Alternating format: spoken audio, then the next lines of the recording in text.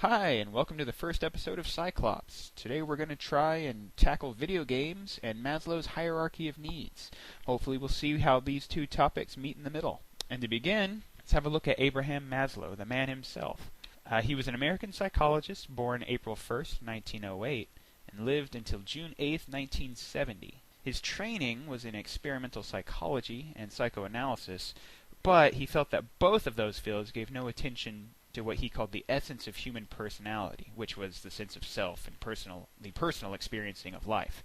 Maslow was an early pioneer for humanistic psychology, which of course is an emphasis not specifically on actions of a person, but on the way that a person feels about his or her own personal experiences in the world. This places an emphasis on the person themselves, the meaning of the experiences, and the valuation that a person places upon the experiences. Humanistic psychology suggests that a person's motivation for their behaviors is based on a fulfillment of needs, and we'll get to those in a minute. There's obviously a wide variety.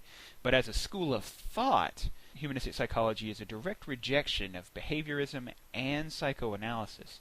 Behaviorism because it was felt that it reduced people to observable phenomena only, thereby missing the internal aspects of the individual, such as free thought or personal interests. And psychoanalysis because it was believed that it was too focused on negativity and that there is simply no adequate model of positive, healthy personality development in psychoanalysis. And now that we've covered some of the groundwork, let's move on to the hierarchy of needs. Now, naturally, this is usually what people think of when they think of Maslow, and this is arguably what he's most well known for. Now, there are 5 tiers to the hierarchy: the physiological needs, the safety needs, belonging needs, the esteem needs, and lastly, self-actualization. Now, a video game that can effectively tackle all the levels of the hierarchy would provide an unquestionably powerful experience for a player. So let's take a look at each tier and some games that have done a good job emphasizing the needs being met in that tier. Now keep in mind, this is a quick and dirty understanding of Maslow's hierarchy. There's a lot more to talk about, there's a lot more gray area, and I can certainly be accused of oversimplification here. But the important thing to remember is that the core ideas are there, and that's all that you need to understand what's happening. So let's move on. Tier 1, of course, is the physiological needs, and these are the very basest of your needs. This is fulfillment of appetites. This is food, water, sex, homeostasis, excretion, sleep, that sort of thing. Now, generally, this level has been overlooked in the gaming community. We don't tend to deal with this very much, and some of our attempts to do so have yielded mixed results at best. Let's take a look at The Sims, for example. This is a game that is driven squarely around these base needs. In The Sims, you can do other things. You can learn cooking, and you can learn to play the guitar, and you can get a cool job, but everything focuses around your basic needs. You need to eat, you need to stay clean, you need to use the bathroom. The bottom line here is that we know that neglecting these needs is not a good thing to do. It will cause your sim trouble, and by doing them, there's very little benefit.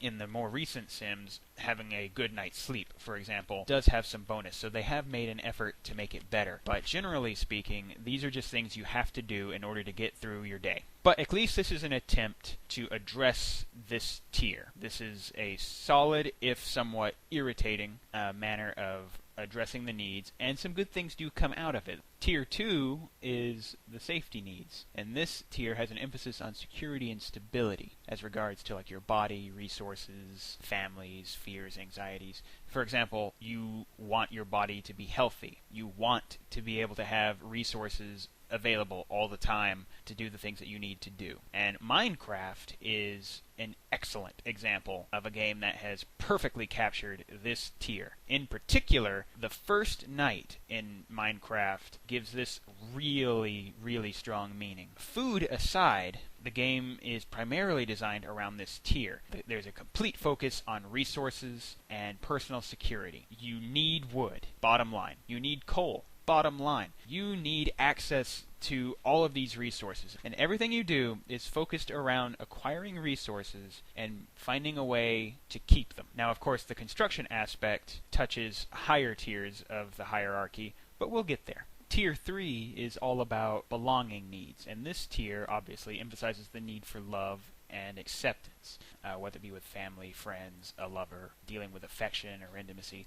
And now this has been tackled with varying degrees of success in games such as Mass Effect or Star Wars The Old Republic, not the MMO or the RPG. And this tier is demonstrated by the way in which the player is able to build loyalty among his or her teammates through their actions, coming to know them, the potential for sexual intimacy, driving them away. All of these things are full on in Tier 3. Now, the MMO genre has really served this tier well. Naturally, instead of dealing with NPCs, you're dealing with real people, and this has had a profound impact on the way in which people are interacting in-game. The relationships are more real than they've ever been, and as such, the social rules that are in place in the real world are starting to show themselves in the game world.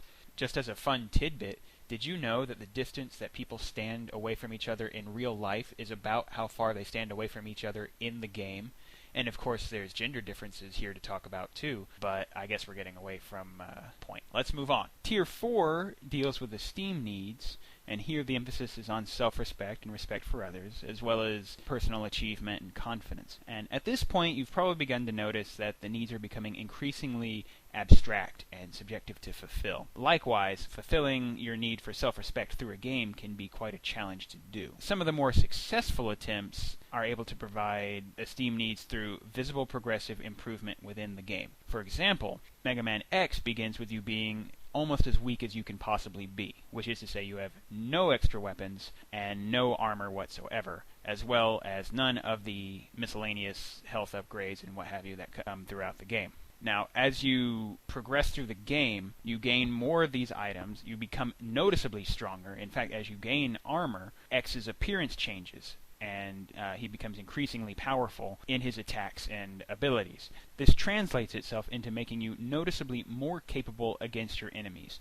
The enemies that you fought at the beginning of the game are now just irritations that can get in your way, instead of being obstacles that you have to fight to overcome. Now, this alone may not be enough to meet your esteem needs, because if you don't notice this happening, it doesn't really count, does it? So this, paired with comments from an in-game community, can work really well. For example, your deeds in Skyrim, depending on what you do, can earn you respect and position within the community. You can become Thane and have your own house and a servant, and you can be well respected in the community. People will call to you and thank you openly in the street, that sort of thing. Naturally, the benefits of playing with real people extend here as well. Being a valued member of a guild can be an impressively strong gaming experience, and even being a member of a well-respected, even if not necessarily liked, guild can boost self-esteem as well. And finally, we come to the top tier, self-actualization. The top of the pyramid here emphasizes doing what you are best fitted for, reaching your potential. And an example of this in the gaming world can be found in almost any RPG, with particular emphasis on JRPGs. Bringing a big boss down at the end of the game allows you to reach your characters, and by proxy, your own potential within the game. And this, after all, is what the whole game has been about from the very beginning. Every fight, all the grinding, all the quests led here to the end of the game at this very moment. The trick here is that the final boss needs to be meaningful to the player in order to be effective. If the player doesn't care, or just can't get into the reasons for why he or she is fighting the boss, then the value is lost. It's all gone. A good example, for me anyway, is Lunar, the Silver Star story, or Lunar Eternal Blue. This works for me because I can get behind the character's motivations, even if they are at times flimsy. As such, the final boss has value and meaning. Naturally, this is all subjective, and it would be easier for you to think of your own game to put here instead of just listening to me talk about Lunar. As I said before, a game that is able to capture all of these tiers would be an incredible playing experience. And some games, like Minecraft, for example, are able to combine many of these tiers together. And as you can imagine, combining these is a very difficult task. The real challenge would be finding a way to make the Tier 1 needs as compelling as the upper tiers. But of course, it all hinges on making those needs important and relevant to gameplay, as opposed to a necessary evil that a player has to do in order to get to the fun stuff. The production company that's able to put together all of these tiers into one game successfully will have almost guaranteed a remarkable game that will have a deep and lasting impact in the gaming community. Through this, the player might be able to truly enjoy their experience in an almost transcendental nature, meaning that as the player's character goes through these basic tiers all the way up to the top tier, the player, by proxy, is going through them too. And as the character learns about him or herself, the player might be able to learn something about him or herself too, much in the way that Minecraft teaches you that you might want a giant castle, but you might just not have the patience. Regardless, as the industry continues to evolve and grow, hopefully someone will be willing to take the challenge and combine these tiers and show us a game that would truly be a memorable experience. Well, it looks like we've made it to the end. Be sure to give us feedback in the comments below, or suggestions for new episodes or topics you'd like us to cover. And of course, if you enjoyed what you watched, be sure to click the like button. And thanks for watching!